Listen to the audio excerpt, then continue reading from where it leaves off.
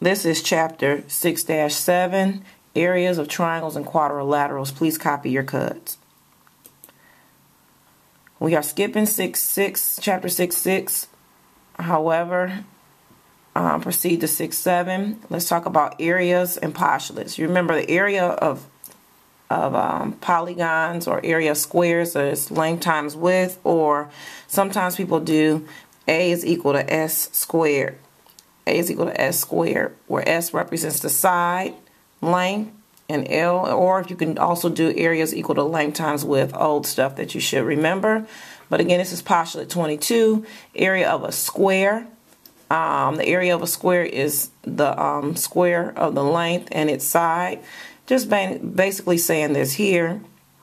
If I have a square shaped here, that's a 3 by 3, the area is just going to be, because it's a square, I can just do 3 squared, which equals a 9. Or if I'm doing length times width, it'll just be 3 times 3.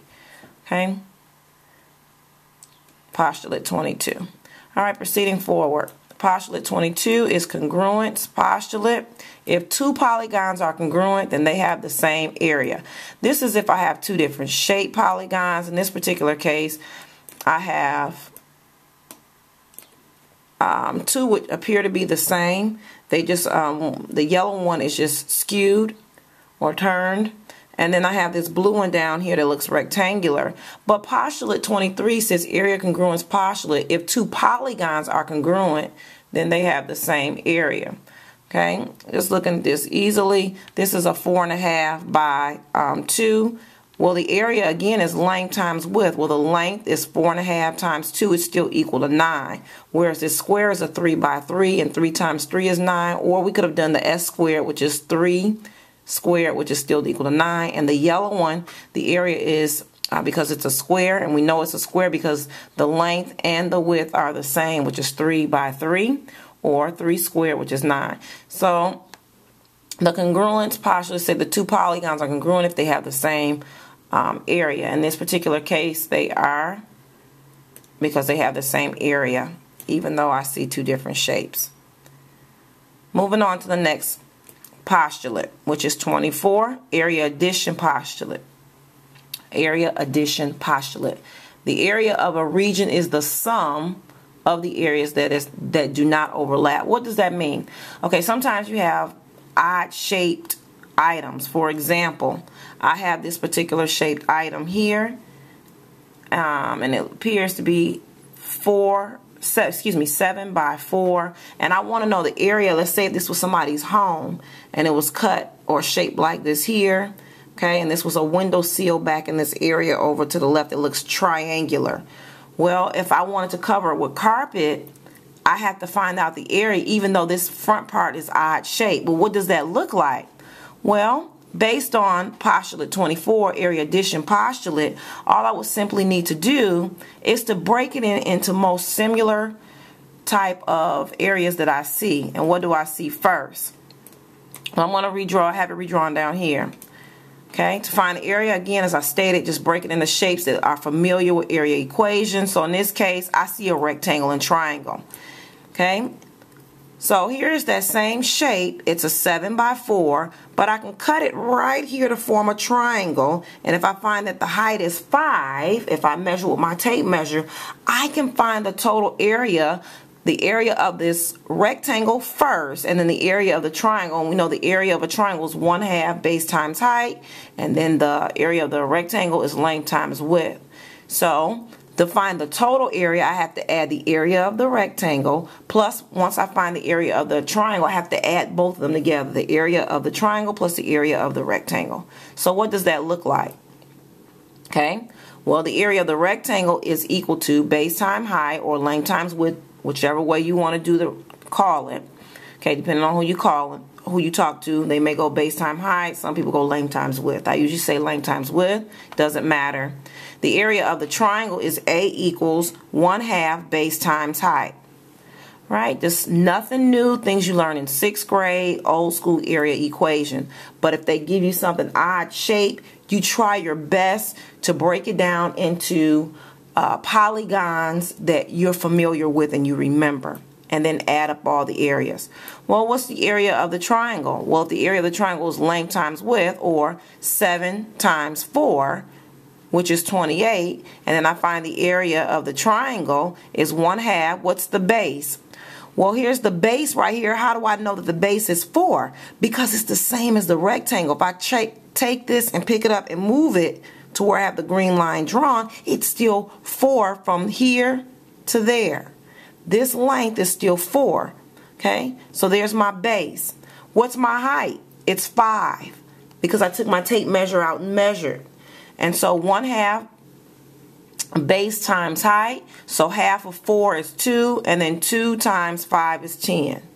Okay, again, by order of operation, 1/2 times 4 is going to be 2, and then 2 times the 5 is going to be 10. And this postulate 24 says I have to take the sum, or in other words, I have to add both of the areas together. So that simply means the total area is going to be the 28 plus 10, which is 38 square units. Okay, 28 plus 10 is 38 square units, right? And that's how you do the area addition postulate. Okay, moving further. Let's say I want the area of a trapezoid. Okay, trapezoids are funny shape. The area of a trapezoid is simply the height times the mid-segment equation, which you learned back in chapter 6-5. The product of the height and the sum of the bases. Okay, here's the area equation. This is the one your book uses. A equals 1/2 times whatever the height is. Here's our height on this one. It's 3 inches for this particular trapezoid. Okay, and I'm going to erase this out for just a brief moment. I'll draw this back in. So here's my trapezoid. And the equation for a trapezoid is 1/2 height times the base, the first base plus the second base. And you remember base is from 6-5. Okay, but I generally use area for a trapezoid is A equals the height, which is the 3, times the mid-segment equation. And remember, that's you add the two bases together and divide it in half. That's what I usually use. How do we calculate that? Simply, all right, if I'm using the equation that the book gives me here, A equals 1/2 height times the base 1 plus base 2. And it doesn't matter which one you call B1. You can let the 4 inches be base 1 and then the 9 inches be base 2. Or you could have let the base 1 be 9 and then the base 2 be 4. It doesn't matter. But anyway, having done that now, if I'm looking at this, this would be using that equation from the book, 1/2, now by substitution, times what's the height? The height of this is 3 inches for this trapezoid. 1/2 times 3 times base 1. I'm just going to go from top to bottom. So B1 I'm going to let be 4 plus 9. And by order of operations, I'm doing my parentheses first. So again, I'm just going to 1/2 times 3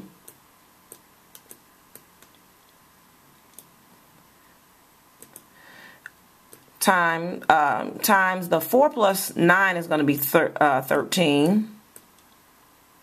So that's 3 times the 13 there. But by order of operation, this is going to be 1/2 times 3, and 1/2 times 3, half of 3 is going to be 1 and 1/2 times 13. So 1 and 1/2 times 13 equals 19 and 5/10 square inches. Okay, that's one way to do it. I personally prefer this one here. And this is the one you can remember. For the area of a trapezoid, I use A equals the height, which is the 3 inches, times the mid-segment equation, which you learned again back in chapter 6-5. And that just simply says, or looks like this here. What's the height? By substitution, H is equal to 3. What's the mid-segment equation? Well, the mid-segment equation says add up both of the bases, 4 plus 9, and divide it in half. And 4 plus 9 is 13, and half of 13 is 6.5. So 3 times 6.5 multiplied together gives me 19 and 5/10 inches squared. And I know it's inches squared because inches times inches is inches squared. Okay? And that's the area of a trapezoid. Moving further. The area of a kite is rather simple as well. Very, very, very, very simple. Let's say I have a kite. We discussed the polygon of a kite and what it looks like. And to calculate the area of a kite, is just the area of a kite is 1/2 times the product of the lengths of its diagonal. So anyway, what that simply means is the area of a kite is equal, A equals 1/2 the first diagonal times the second diagonal. So area, what are the diagonals? So first of all, here's my first diagonal going here.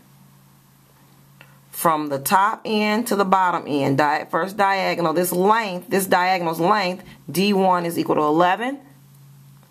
And then here's my second diagonal from this vertex to the opposite, from left to right. If I roll up, I found that on my kite, it says it's 4 meters. Okay, so diagonal 1, and I know that here because it's drawn there. From this blue line, it's extended out and back. Diagonal 1 is equal to 11 meters. And then diagonal 2 is 4 meters. Well, the area of a kite says it's just half of diagonal 1 times diagonal 2. And just like in the previous trapezoid equation, it doesn't matter which one you call D1 and which one you call D2. I could have called this 4 meter one D1, and I could have called D2 this 11 meter. It doesn't matter. Okay, but by substitution, the area of a kite, the interior, how much is shaded, is 1/2 times D1, which I call the 11 meter one, times D2, which is the 4 meter, and A equals 1/2 times 44, which is 22 meters squared. Okay, and finally, I want the area of a rhombus. This is very, very easy. If you understood the area of the kite, the area of a rhombus is exactly the same as a kite. The area of a rhombus is equal to 1/2 diameter 1, not diameter, Area is equal to 1/2 diagonal 1 times diagonal 2. That's it. Same thing here. So here's my rhombus. I know it's a rhombus because all 4 sides are going to be congruent and the 2 opposite pairs are going to be parallel here. Okay, so here's my first diagonal. Okay, my first diagonal goes from this vertex up or this vertex down, whichever way you want to look at it. And what's the length of that? Well, it's drawn back, boop, boop, boop, and I see the diagonal 1 is equal to 4 5/10 feet. And from here to here is diagonal 2 from left to right, or vertex here on the left to vertex 2 on the right here. The length here on this diagonal, it says go down, diagonal 2 is 6 feet. So I can calculate the area or the interior of this rhombus by using the same equation that we use for the trapezoid. Same thing, 1/2 diagonal 1 times diagonal 2, and by substitution, I'm just going to put 1/2 times, I'll let diagonal 1 be the 4 5/10 times the diagonal length of 2, which is 6 feet. Okay, 1/2 times 27 feet squared, which is 13.5 feet squared for the area of this particular kite. All right, and there is chapter 6-7.